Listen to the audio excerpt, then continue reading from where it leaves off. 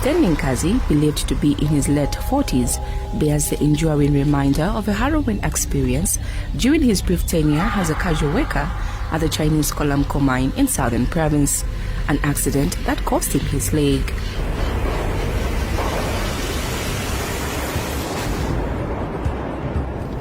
Tragically, in 2006, another miner also lost his life in an unfortunate accident. Soja kachitika nchakuti uli conveyor belt. We wanted to get a bucket, which was under the conveyor belt. I slid where the conveyor belt was, and that is how I lost my leg. This was not the end, as others continued being affected. I also witnessed a friend of mine being buried alive by coal. People are still at risk as they have continued dying.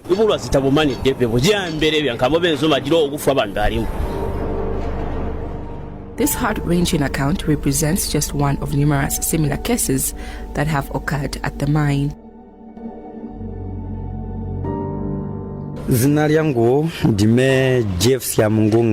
My name is Jeff Siamungunga.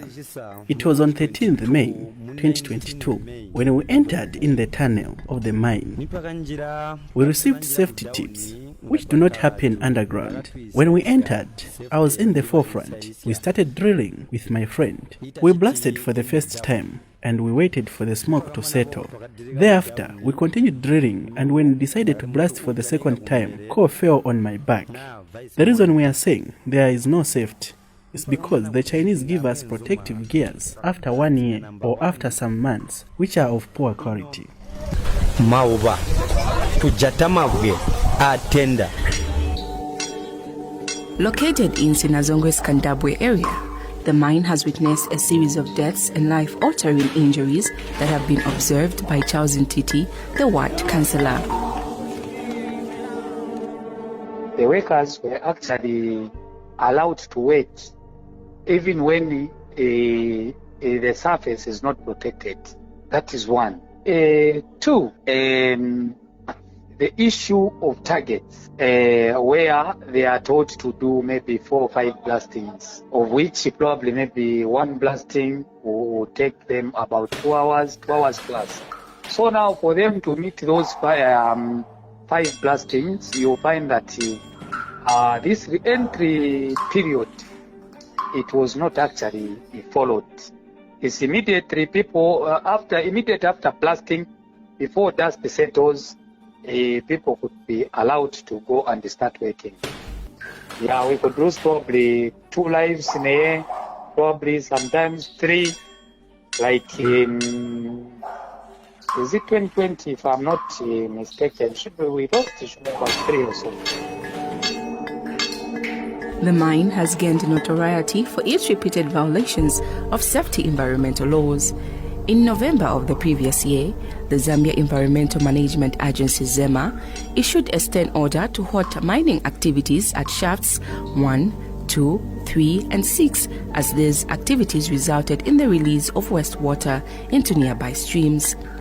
The agency explicitly instructed the mine owners to fully comply with the order and conduct mining operations and associated activities in a manner that prevents any harm, negative impact or loss to public and private property, as well as the well-being and livelihoods of the local community, particularly their crop fields.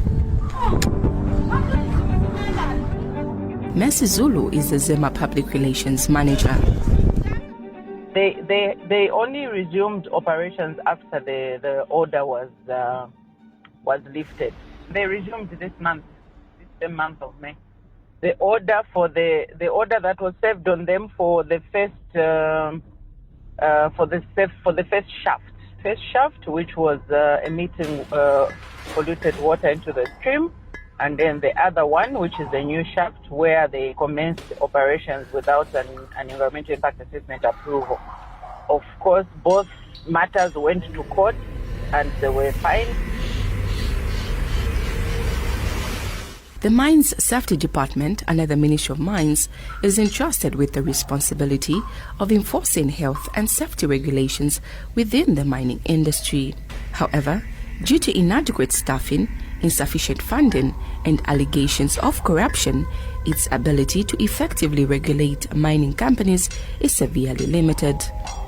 At the helm of this department is Fred Banda, serving as the director.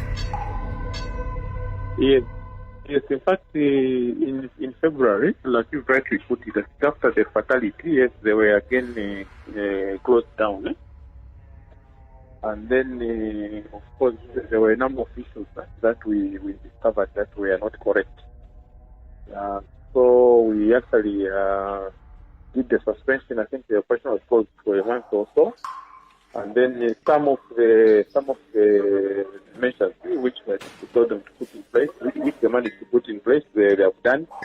And then others which are long term, those ones we have asked them to. We have lifted suspension. They've resumed operations, but they need to now implement some of the other measures. And maybe on the issue of workers, are the workers given the safety gear? Because I'm told the miners are only given safety gear once a year. On the PPE, yes, yeah, we have. It was actually one of the conditions as well. That all of them needed to be the correct PPE. But on the quality, I'm not so sure, because the PPE that is issued is supposed to be tested by the MSD, and I think we have not received any report of low quality PPE. But it's something that I can ask my officers just to investigate. Registered in 2000, Kolamco Mine boasts 5 Chinese directors as per the records of the Patent and Companies Registration, PACRA. Leading the company as its executive director is Dindiwe Charles. The type of accidents which have been happening at Kolamco Mine is basically due to rockfall. Meaning the ground underground would move and drop on a person. Yeah, so what we've done to ensure that such things are prevented or minimized is that we've increased in purchase of support material, which are basically timbers, and then we've ensured that those timbers are put into active, working faces or drives appropriately. You see, these things we are talking about have been there since time immemorial. The only thing that probably these things will appear to be new is that after any accident, then it goes into the public domain. So the inspectors from mine safety will come and then try to check through all these things. And then apparently these things will appear to be new, but otherwise they're not new things. No. Every 3 months we buy miners new appropriate full PPE to ensure that these miners use the appropriate PPE bought for that particular period. We want to start changing the color code, because what happens if a miner is given new PPE today, you know what they do, madam? They sell and then they use the old PPE. Despite the government's inability to put an end to the tragic incidents of fatalities and life-altering injuries, survivors like Nkazi are demanding concrete actions.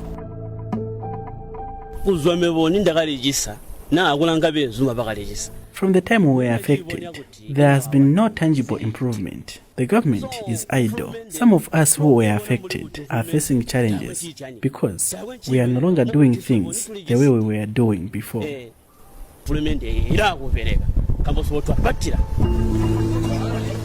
Reporting from Sinazongwe District, this is Wamba Kasela for Baita FM.